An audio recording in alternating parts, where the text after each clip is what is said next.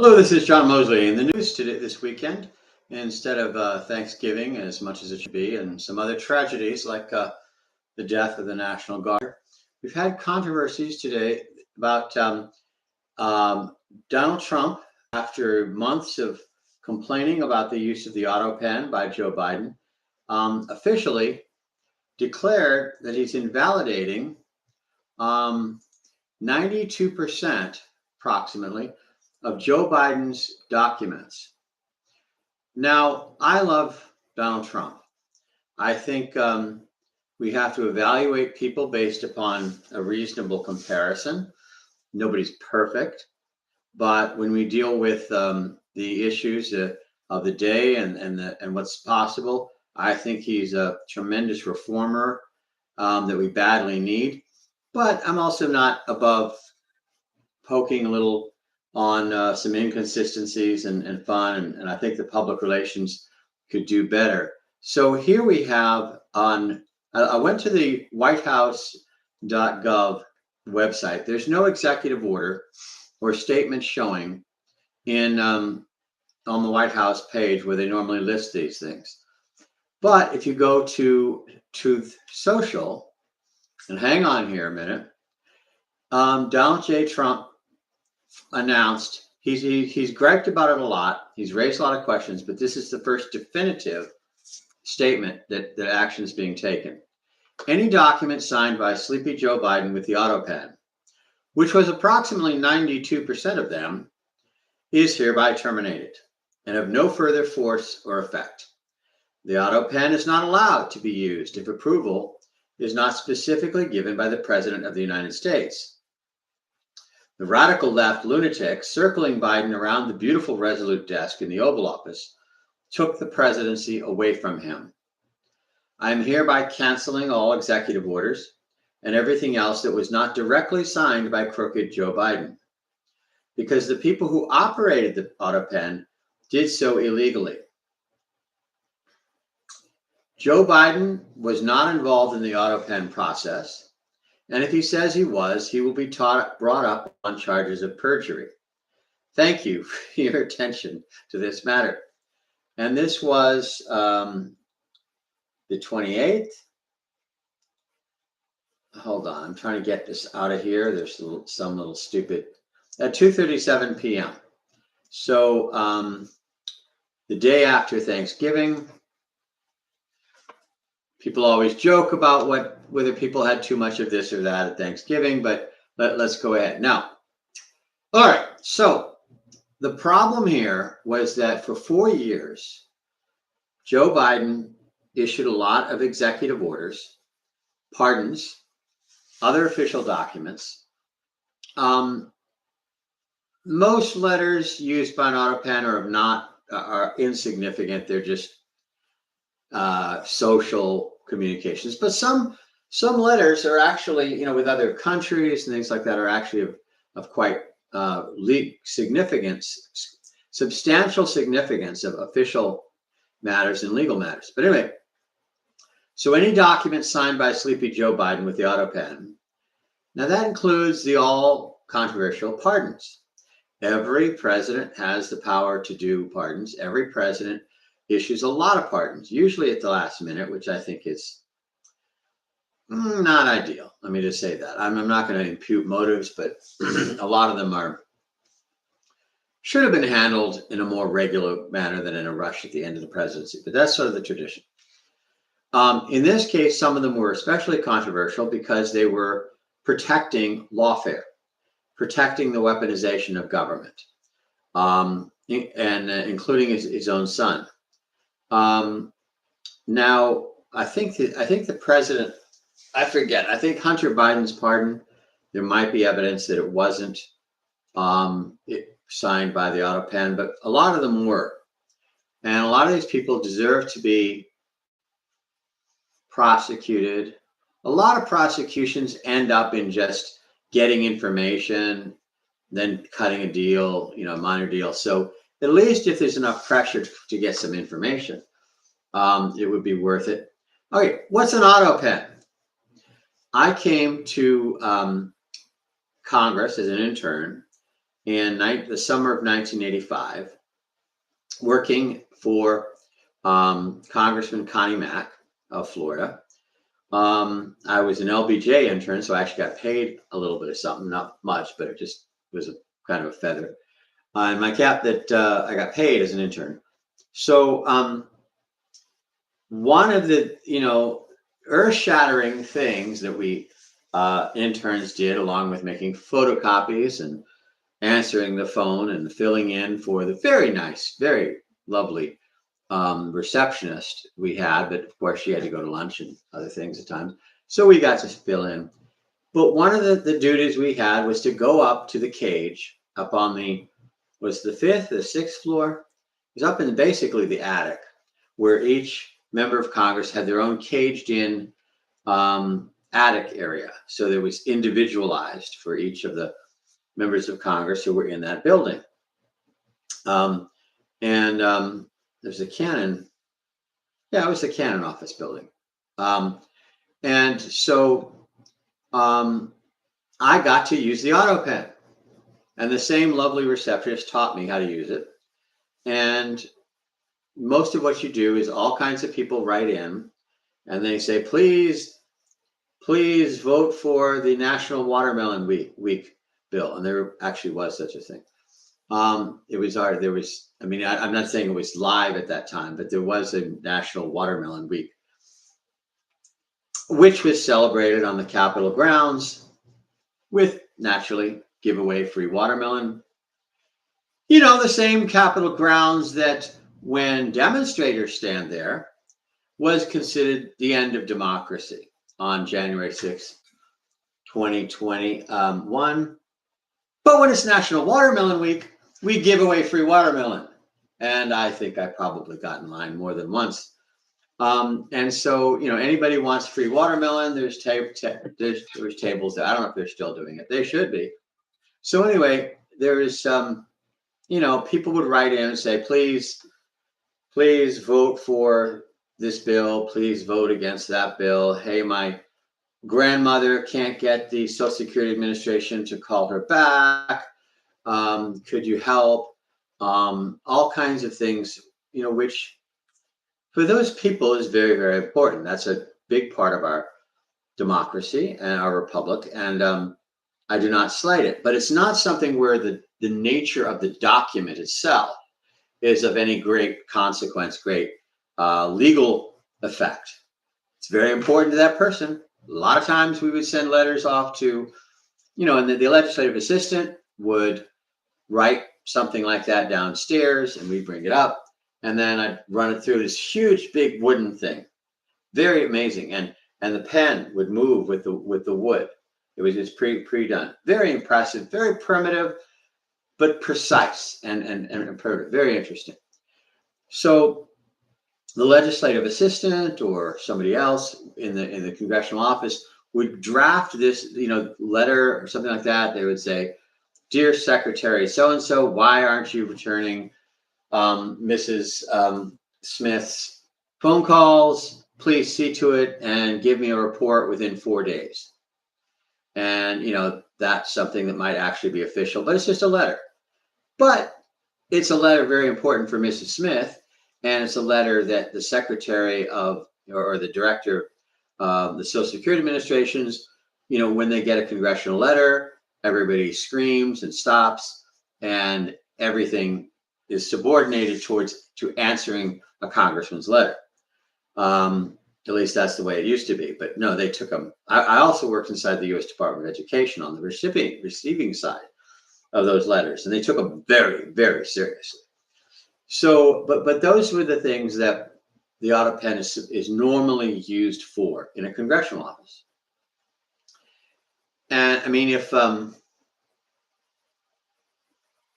trying to remember, there was this a movie, or this didn't really happen, that where that was from Yes Prime Minister. Yes Minister became Yes Prime Minister, where the Christmas party, they had all these invitations. And the Prime Minister was sitting there for days, individually signing invitations to the Christmas party, or thanks for things like that. And you don't want the congressman or the president sitting there spending hours and hours and hours writing up things like that. So someone invented the auto pen, and it's been, I guess, on little noticed, but very great success for a very long time. So what happens if an executive order, a pardon, a regulatory direction, maybe even signature on a bill is run through the auto pen? That's why I should have started out with this. I have a friend who would chide me for not starting with the main point. That's why I'm doing this broadcast. What happens when there's an official legal bill, maybe a contract, maybe you buy a house, and it's not your actual signature? Well, fortunately, although interesting and odd and something we have to pay attention to, it's actually not an unknown question. It's actually got some real basis in the law, things like that. I like West Virginia. West Virginia is beautiful. I lived in Virginia. I've gone through West Virginia. I visited over there. I know people who 20 years before retirement were buying land in West Virginia so they could build a house when they retired. But the Attorney General of West Virginia was on a news show, and I'm sorry, guy, but no, I was screaming at the television, which is another reason why I'm doing this thing here. I could look up his name, but I don't want to embarrass him. So somebody asked, how is this different from, say, DocuSign? And he tried to, he didn't know, basically. Okay, he would have been better off saying, well, I don't know, I'll give it some thought and get back to you. So he said, well, this is more serious stuff. No, that doesn't matter. This is, big governmental issue. It's not a private contract. No, that's not the answer. The answer is that if the person who's authorized to sign it instructs somebody else to sign it for them, it's just as valid as if they did it themselves. The problem with Joe Biden is not that they used the auto pen. The problem is that nobody believes he was competent mentally. Well, okay, I don't think anybody believes it. There are a lot of them willing to lie and claim that he was fine, but I don't think they actually believe it. So the question is not whether Joe Biden told somebody, take this upstairs to the auto pen and then put it in an envelope and send it off to the Speaker of the House. That'd be fine. That's the law. It's not how serious it is. It's whether or not the person whose authority it is chose to have that document signed and then instructed somebody else to take care of it for him. If he knew what it was, made a decision, and instructed somebody to sign his name, it's just as good as if he signed it himself. But with Biden, we have some significant questions about whether he knew where he was, from time to time. And I have to say, my father at the end of his life went through several years of declining capability. There's a family of when they say dementia, it's actually not just one thing. There's like related, similar conditions, and they're all a little bit different. My sister studied it a great deal, and our sympathy goes out to anybody who is suffering from those maladies. It's a really sad thing, but we don't want the president of the United States in that situation. The right thing to do would have been to have him resign. I mean, depending on who you were in the Democratic Party, the reaction to having Kamala Harris as his become president would have covered a wide range of possibilities in terms of how people would have been thrilled, scared. People joked that Dan Quayle as vice president was assassination insurance for George Bush because people thought Dan Quayle was dumb and it wouldn't do things. I think he was not. but that's just what some of the jokes were around Washington. Is who would take place, but that they should have Joe Biden. I can understand love and admiration and respect for one's spouse. Nancy Reagan kind of wrecked a lot of things with misguided protection of Ronald. I could certainly feel that way with people, but ultimately it was the wrong decision. Joe Biden should have resigned a long time ago. But so now the question is, did he knowingly, intelligently intend to have a document signed? And there are some pretty important documents where they've done, and I've used handwriting analysts in a legal case. There's some amazing people. I mean, the guy was an ex-FBI document examiner, and damn, they know their stuff. And so they can tell, and they looked at like all the pardons except I think Hunter Biden are precisely the same. Now, I should have mentioned earlier when I talked about how the auto pen works.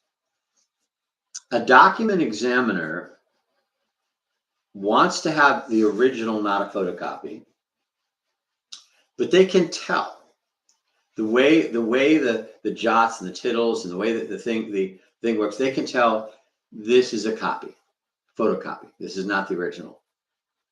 But the auto pen, the way it works, you put an actual pen in there, and the thing moves around and creates the signature. Every signature is original. It's not signed by a human, but every signature is 100% original. And so when a document examiner looks at it, it looks fresh and clean, like a human being's signature. And of course, my signature changes all the time. I don't know how that's also one of the reasons why these guys are amazing. Because if I'm standing outside the bank, standing on the sidewalk, standing up and trying to sign a thing, it's going to look totally different than if I do it on my desk.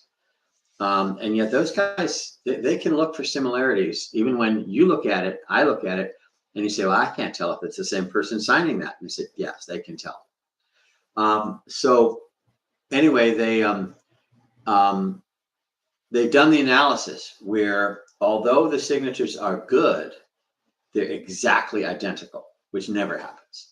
So they've got all these pardons. You might see people on the news collapsing these signatures down, and they're precisely identical because they're machine signed. They're not signed by a human being. Now, the way the law goes, for example, DocuSign.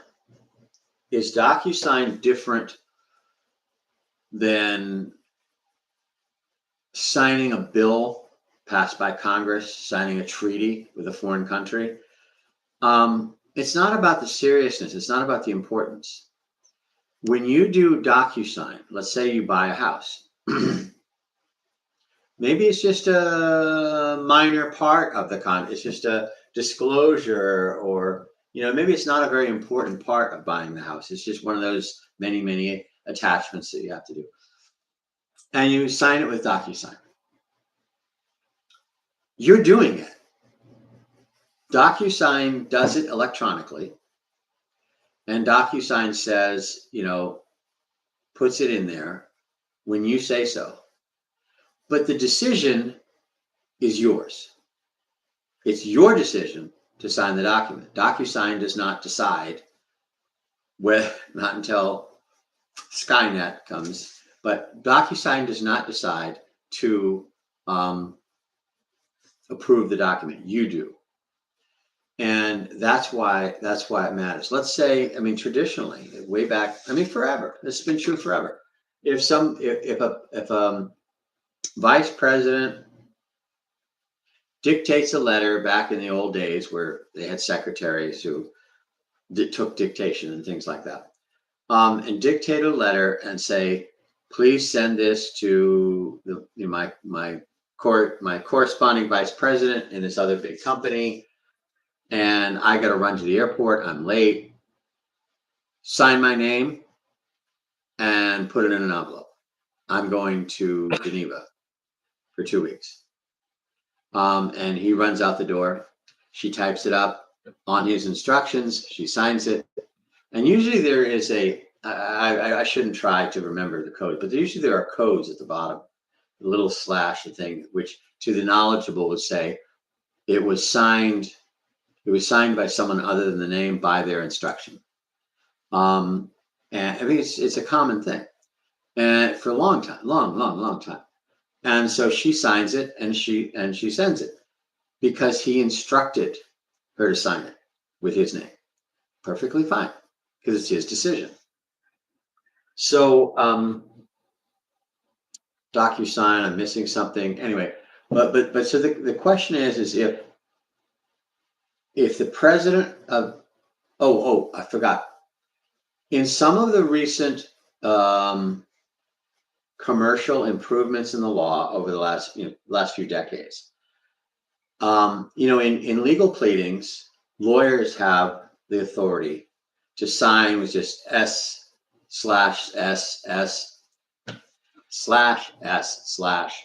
and just type their name, and that's good for somebody who's already registered with that case. But actually, the truth is they've updated the law so that a digital signature can be used for anyone, even internationally. You can swear an affidavit without a notary public. I'm sure the notary publics are like, well, thank you very much. But you can, digital signatures are pretty much in the federal statutes, pretty much always good. Although, where I'm going to end up with, where I'm going to probably close. Let me do that. I'm going to close on the problems that come up. But so the thing is they have that authority to sign it. Now, so here's the problem. Did Joe Biden decide to have these various documents signed? Did he even know what the document was? Did he even know there was a document? Did the people around him protecting him from the public knowing about his weaknesses just run the government without him? And there's some whistleblowing, but mostly kind of unproven at this point talk. There are people, insiders, saying it, but it's not been nailed down. That some of these people just ran the government and ignored Joe Biden. That would be bad, because they would not have the authority to sign any of those documents, and all of those documents, as Donald Trump claimed, would in fact be void. So they say, he, did. So the thing is, you'd like to see a chain of custody, a paper trail, where someone important would say, I hear, I approve. And sometimes you do see things like that in the margin. Someone will say approved, CEO of General Motors off in the margin or corner or something. And you'd like to see something like that saying, approved, have this signed and delivered. And so that the person who had the authority actually did agree. That, I think, many organizations don't operate at that level of perfection, but they should. And with the president, they should. So the question is, did Joe Biden actually agree or order or direct the signature of many of these legal acts? And my concern is, well, I'm going to talk about two topics at once. The general problems are it's like an oral or verbal contract. The joke is, among lawyers and law school teachers, is that an oral contract is valid, not in writing. But the problem is, it's not worth the paper it's written on. Now, I guess you have to be a lawyer to find that funny. I don't know. But the thing is that although it doesn't have to be in writing, because it's not on paper, you just get into arguing about it. Yes, there was an oral contract. What did it say? Well, one guy says one, they says, no, we it said something else. And you have to fight about what did it say? And so if you can direct your secretary to sign a letter, do you have any proof of that? Say 3 years from now, the general counsel of that other company wants to sue, and you say, "Oh, I did or I didn't direct my secretary to sign that." Well, what proof do you have? And that's where the problem is. That's why I've seen it. I'm not an expert in this, but in secretarial arts, there is this little like cross, and they put things in there that memorialize that it was signed on the direction. It was written by so and so's initials and ordered to be signed by somebody else's initials. And it can be done, but a lot of people are not that knowledgeable or organized. They're more sloppy than that. So you have the problem of was it authorized or wasn't it authorized? Now, how the heck do you do that with Joe Biden? Did Joe Biden have a lucid moment and say, yeah, sign that? You ask him now. Okay, he's going to be briefed and he's just going to say yes to everything. Will he remember it today from several years ago? Even if he did decide to sign it, probably not. I don't know if I'd remember it. Except for a few people who question my sanity. I think my mental functioning is, well, not entirely above dispute because there's always critics. But in any event, even I wouldn't remember about. He's like, what happened with this letter 4 years ago? I don't know. Do you know how many letters I've processed in that time?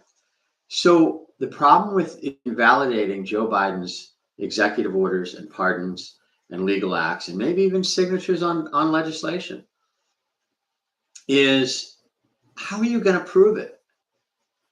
I mean, all the Democrats around Joe Biden, okay, I'm going to say it. In my opinion, Democrats and lying go hand in hand. Are there Republican liars? Of course. But with Democrats, it's part of their belief system to lie to the American people. So they're all going to circle the wagons. They're all going to go, oh, yes, of course. I remember it well. He told us about a story in 1809 that was just like this. They're all going to lie and say, yes, he approved the signature. He's not going to know, even if he was mentally perfect at the time. And so I don't know how you're ever going to prove it. And as much as I like, I said I supported Ted Cruz at first, but I said, you know what? Donald Trump is a wrecking ball, and that's exactly what we need. We need a bull in a china shop to bust up this rotten, corrupt system in Washington. So Donald Trump is not above rattling people's cages, rattling sabers, giving them heart attacks, getting them all discombobulated, and just throwing them off track, throwing them off balance. But I don't know how you prove that. And the problem is, a lot of these things, many of them are going to go to the judicial tyrants and the judicial insurrection, because they affect actual people, almost all of them. Now, if it's someone is not going to say, "Hey, I didn't get my invitation to the Christmas party." No, that's not going to. But almost all of them are going to be some serious legal issues. And so somebody's going to say, you know, I would have been affected by this contract, even if I'm not a signer. I would have been affected by this legislation. This is my pardon. I should get a pardon. Those are all going to go to court. Oh my God. There's going to, 4 years of legal documents our courts are swamped now. I don't have as much sympathy as the judges would like us to have for their workload, but it could take 10 years to sort out 3 years of questionable documents. This could be disastrous in terms of legal chaos. And of course, the problem is you can't trust the judges. So, in fact, there's wait a minute, where is this? I was just noticing as I looked at this that they're also saying that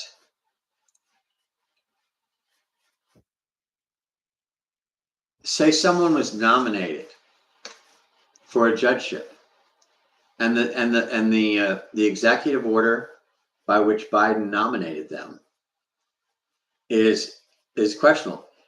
American Thinker says this matters a great deal, not just because of Jackson, one of the justices, but because Biden was able to nominate the largest number of federal judges in a single term since the Carter administration, 235 in all.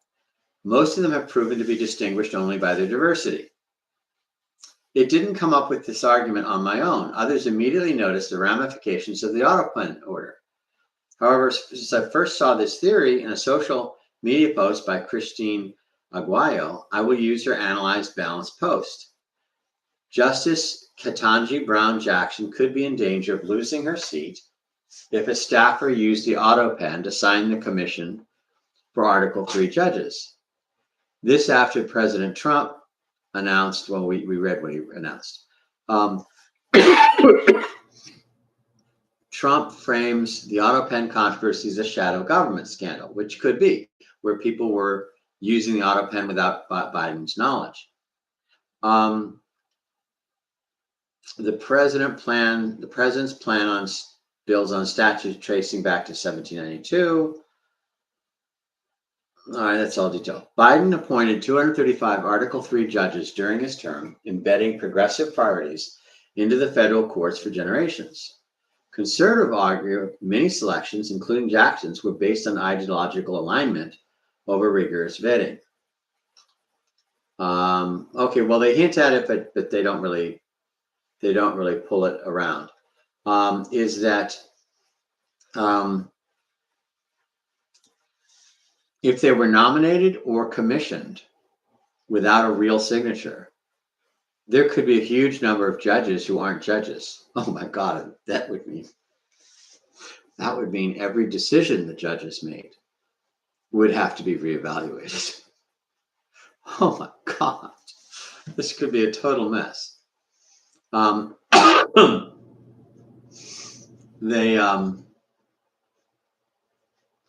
So this could be a disaster.